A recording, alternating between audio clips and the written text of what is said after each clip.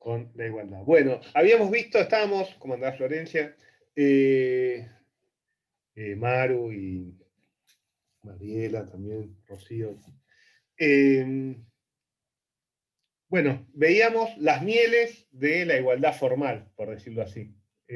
Siempre es interesante antes de ponernos a criticar o a discutir sobre algo, también valorarlo a lo que se llama, o a lo que algunos doctrineros llaman a la mejor luz, lo que uno va a criticar, y valorar también los aspectos positivos y lo que implicó para la humanidad ese concepto de igualdad formal. Ahora, como bien dijeron algunos de ustedes, la igualdad formal tiene una limitación muy grande que es consustancial con su mérito, ¿está bien? Que es esta diferencia en categorías. Y esta diferencia en categorías, cómo fue interpretada históricamente y jurisprudencialmente, tenía una limitación muy grande. ¿Por qué?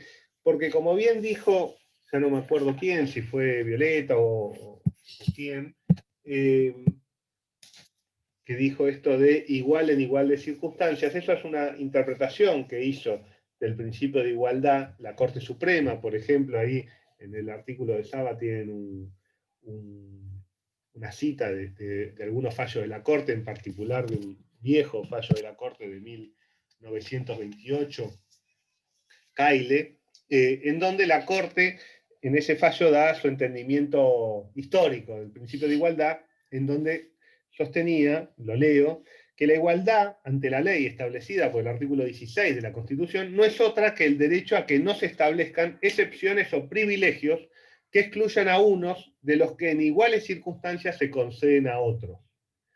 De donde se sigue que la verdadera igualdad consiste en aplicar la ley en los casos ocurrentes según las diferencias constitutivas de ellos, y que cualquier otra inteligencia o excepción de ese derecho es contraria a su propia naturaleza y al interés social. O sea, lo que nos viene a decir la Corte y este entendimiento de igualdad ante la ley es que para que la distinción sea razonable es importante que haya diferentes características en los colectivos o en las categorías. Que las categorías sean conformadas de acuerdo a criterios objetivos que las diferencien unas de otras. El criterio de razonabilidad de esa distinción es sumamente laxo, ¿está bien? Es, si quieren, el correlato dentro del debido proceso sustantivo del principio de razonabilidad que vimos las dos clases anteriores, ¿está bien? En el cual simplemente es una relación de funcionalidad entre medio y fin, ¿está bien? En donde si el medio adoptado, quiero hacer una distinción por categorías, sería, ¿cómo aplicaríamos la razonabilidad, que es el estándar que aplicaba la Corte al principio de igualdad? Bueno, genero una distinción, hombres y mujeres. Ok, ¿es una distinción inválida por la Constitución? Ante el 94, la Corte decía, no hay ningún artículo de la Constitución que prohíba hacer eso. Ok, entonces es un fin no prohibido. ¿Se acuerdan cómo era el análisis de los fines en el principio de razonabilidad? Entonces, bueno, quiero hacer esa distinción que no es prohibida. ¿Cuál es el medio? Y bueno, distingo hombres de mujeres. Esa distinción, ¿son iguales los hombres y las mujeres? No, tienen diferentes características físicas y eso además venía adosado a determinadas diferencias o determinadas calificaciones de rol social de cada uno de esos sexos. Entonces, si no, las mujeres están preparadas para determinadas tareas distintas de los hombres, históricamente le correspondieron otras tareas, ¿está bien?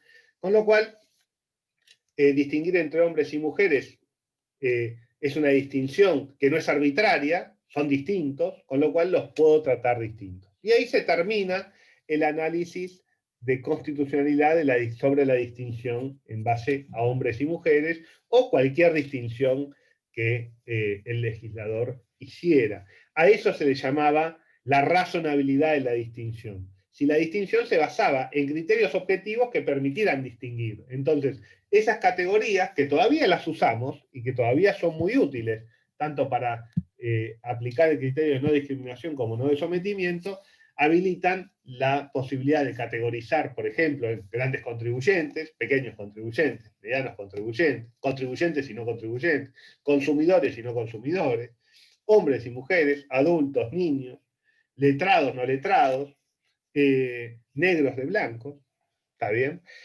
No había límite a la distinción. Lo importante es que hubiera algún factor que se considere relevante para hacer la distinción. Si había algún factor socialmente considerado relevante para hacer la distinción, esa distinción no era arbitraria.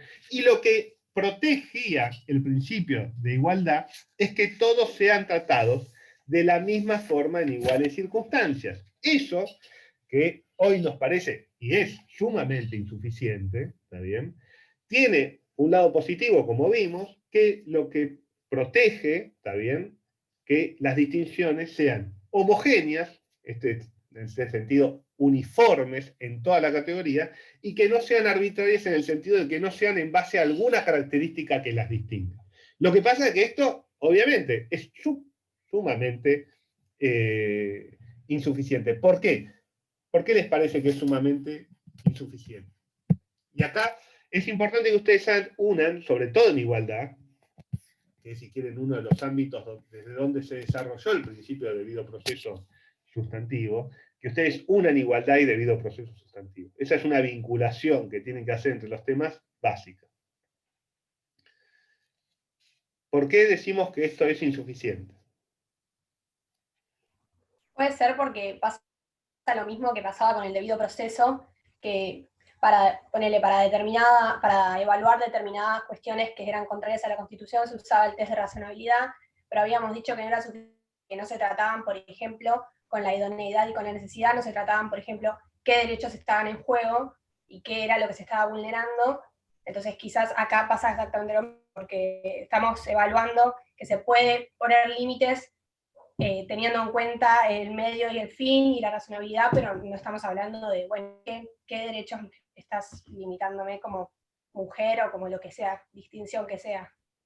Muy bien, Lola, exactamente.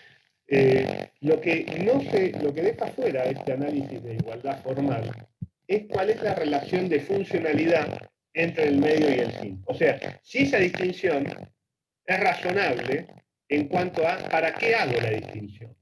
Nico, Sí. hay un problema con el micrófono. ¿No me escuchan? No sé, sí, pero no sé si está pasando algo. ¿Tenés un papel? ¿No tenés un papel arriba, adelante del micrófono o algo? No. ¿No me escuchan bien? Se escucha con un acople. A ver. ¿Ahora me escuchan mejor? No, peor. Se escucha un zumbido, Nico. Sí.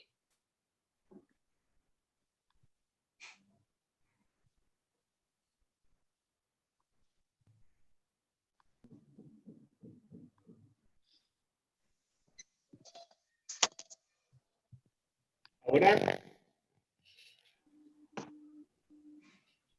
¿Se escucha mejor o no?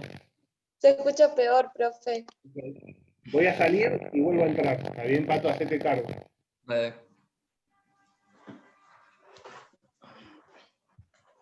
Lo que estaba ahí terminando de decir Nico es que este criterio de